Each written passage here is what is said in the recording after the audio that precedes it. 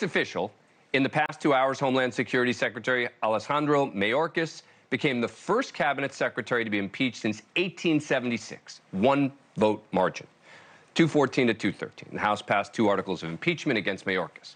Second attempt, this was, by House Republicans to impeach him. First try, they failed. When a House Democrat rushed out of surgery to cast the decisive vote. Today, Congressman Steve Scalise, who missed the vote last week while he was receiving cancer treatment, returned to the Capitol, gave Republicans the additional vote they needed to pass the impeachment article. Okay, let's have some straight talk about this, all right? This was a total waste of time and effort. Now, let me be clear. I've criticized this administration's border policy. I've highlighted their hypocrisy on things like Title 42. Mayorkas is the administration's point man. You want to say he's done a bad job? Fair enough. But if you're impeaching a cabinet official for the first time in a century and a half, you should have a whole lot more to go on than just poor job performance or disagreement of policy. The Constitution's clear.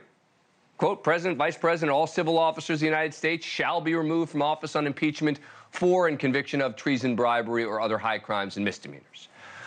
High crimes and misdemeanors, not ineffective job performance, not somebody needs to be held accountable for what's happening at the border, not let's use impeachment as a mechanism to try to lash out at someone we disagree with. High crimes and misdemeanors, that's it. And of course, House Republicans haven't come close to proving anything like that. They know it. They're not even really trying to deny that. Listen to Congressman Mark Green of Tennessee, who chairs the Homeland Security Committee, drafted the articles of impeachment against Mayorkas, explaining last week to the House Rules Committee that no high crime or misdemeanor is really necessary for impeachment. If you look at the impeachment articles that were drafted against Richard Nixon, they very clearly don't name him for committing any crime, but they do say for giving false testimony and for making false statements. So that was an article then. Clearly it's precedent, and that this secretary has lied to the American people on multiple occasions. While it may be technically true on the issue of crimes, the articles drafted against Nixon included obstruction of justice and lying under oath, which are crimes. But more importantly, if lying to the American people is the new standard for impeachment, then an awful lot of politicians are going to have to clean out their desks.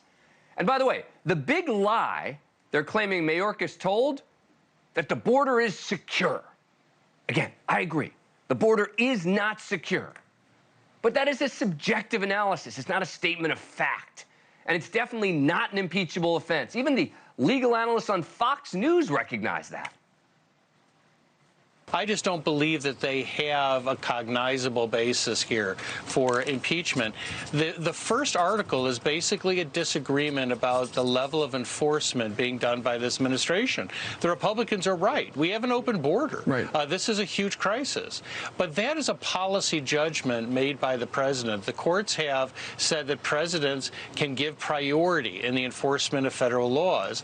And this is not the first president who's been challenged over lack of enforcement at the border. And drop the impeachment of Mayorkas as well. We should not be using impeachment unless the House can demonstrate clearly treason, bribery, other high crimes and misdemeanors, and I think they're way short of that. So it has no real basis in law or constitutional theory. So what are they doing? Republican Congressman Byron Donalds of Florida was more honest and straightforward about it.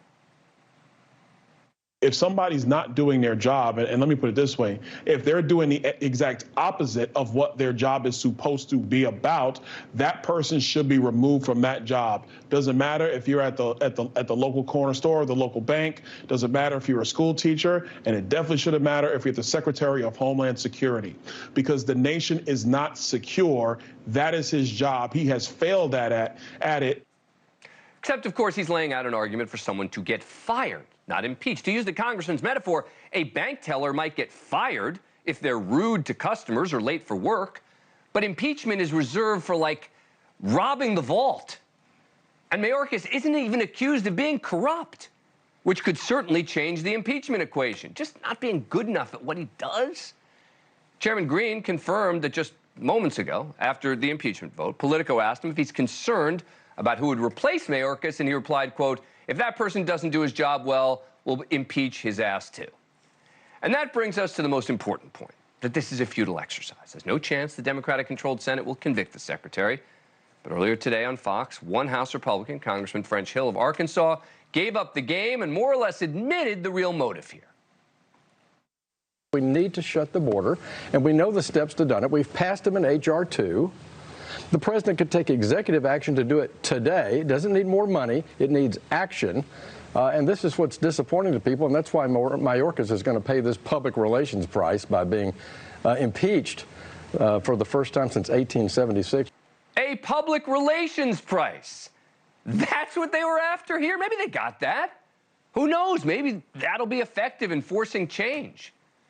But even that wouldn't justify impeachment. Look, if some of these same Republicans had agreed to the quite conservative bipartisan border bill supported by the Conservative Border Agents Union, we'd be a heck of a lot closer to securing the border than we are today. Mayorkas is going to stay in his job.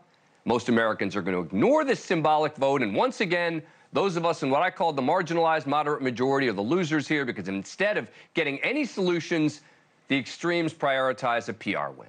Thank you for watching. Go to NewsNationNow.com to find NewsNation on your cable provider.